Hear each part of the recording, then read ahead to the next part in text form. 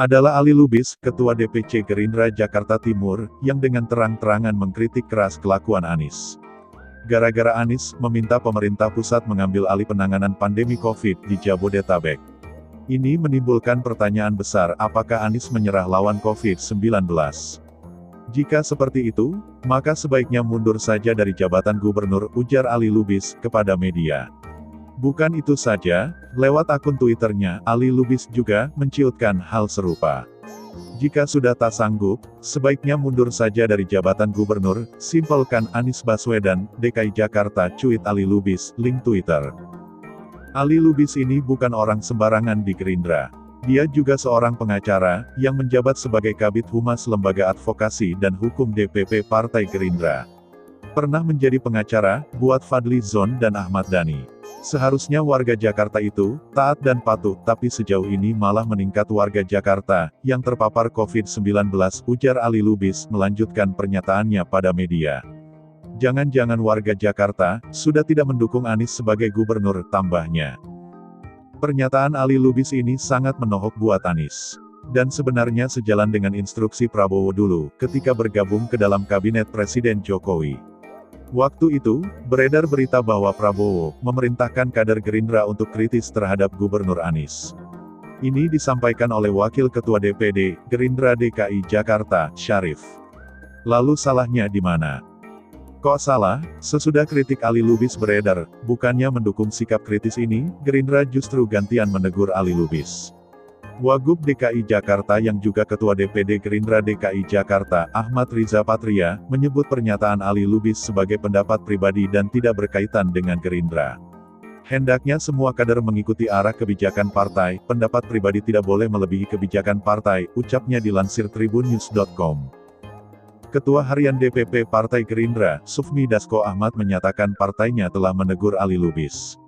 Dasko juga memastikan bahwa pernyataan Ali Lubis merupakan pendapat pribadi.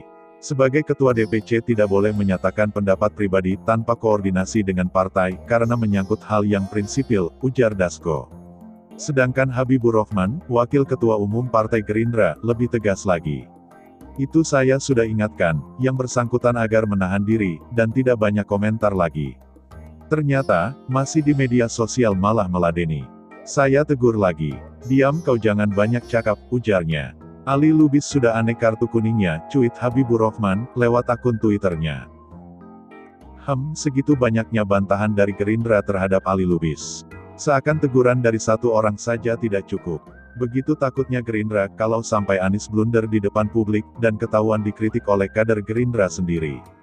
Padahal kenyataannya, dengan meminta pemerintah pusat mengambil alih koordinasi di Jabodetabek, Anies seperti menjilat ludahnya sendiri. Karena, ketika dia sok menarik rem darurat beberapa bulan lalu, dia juga sok memimpin rapat koordinasi dengan para kepala daerah se-Jabodetabek. Yang waktu itu akhirnya kena sliding Bima Arya, karena terungkap bahwa Anies tidak punya konsep apa-apa, dan belum berkoordinasi dengan pemerintah pusat. Jadi, kenapa Gerindra pelin-pelan? Jawabannya saya temukan ketika saya mengetahui bahwa ada revisi Undang-Undang Pemilu, dan Pilkada yang sekarang sudah masuk dalam program legislasi nasional Prolegnas Prioritas DPR 2021.